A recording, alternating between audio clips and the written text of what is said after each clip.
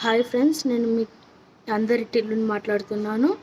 మా ఊర్లో ఒక చిన్న ఇన్సిడెంట్ జరిగింది. అది మా ఫ్రెండ్స్కే జరిగింది.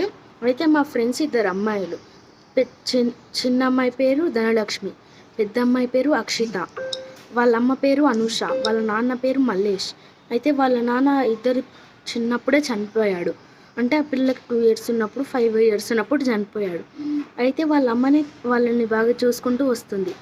అయితే వాళ్ళిద్దరికి స్విమ్మింగ్ నేర్పించాలని దగ్గరలో ఉన్న చెరువు దగ్గరికి తీసుకెళ్ళింది. అయితే వాళ్ళిద్దరికి బాటిల్స్ కట్టి అందులో వదిలేసింది. అయితే నెక్స్ట్ ఏమైంది అంటే, చిన్న అమ్మాయికి స్విమ్మింగ్ వచ్చు, అంటే పెద్ద అమ్మాయి కొంచెం మెంటల్. అయితే ఆ మనలో మునిగిపోయింది. అంటే మదర్కి కూడా స్విమ్మింగ్ రాదు. అందులోకి దిగింది తన కూతుర్ని కాపాడుకుందామని. అందులోకి దిగేసరికి ఆమెకి స్విమ్మింగ్ రాలేదు. ఇంకా వెంటనే ధనలక్ష్మి బయటికి వచ్చి అక్కడ ఉన్న ఫార్మర్స్ని అందరినీ పిలుచుకొచ్చింది.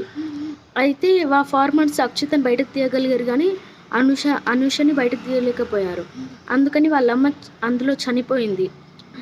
ఇందులో బాధాకరమైన విషయం ఏంటంటే, ఇప్పుడు వాళ్ళ నానమ్మని తనని చూసుకోవడానికి ఇద్దరు ఆడపిల్లలే, ఒక ఆమె మెంటల్. ఇప్పుడు ఆమెని ఎలా చూసుకుంటారనేది బాధాకరమైన విషయము. ఇద్దరు ఆడపిల్లల్ని ఒక నానమ్మ పెంచాలంటే ఎలా ఉంటుందో మీరే చెప్పండి ఫ్రెండ్స్. ఇది మీ ఇష్టం వచ్చినంత మనుషులకి షేర్ చేయండి, ఓకేనా? Please like and subscribe. ఇది రియల్గా జరిగిన ఇన్సిడెంట్స్.